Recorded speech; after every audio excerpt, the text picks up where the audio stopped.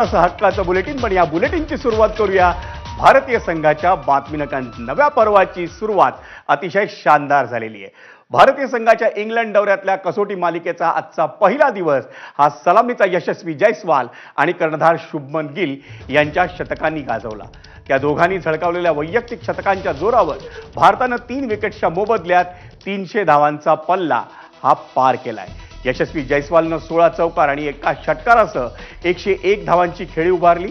त्याने लोकेश राहुलच्या साथीनं सलामीला 91 धावांची भागीदारी रचली।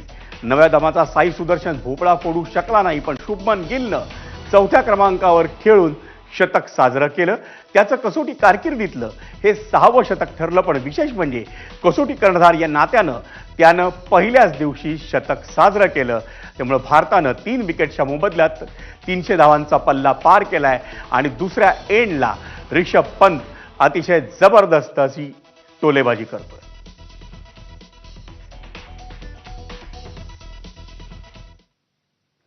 आणि मंडळी, आता वळूयात राजकीय बातमी।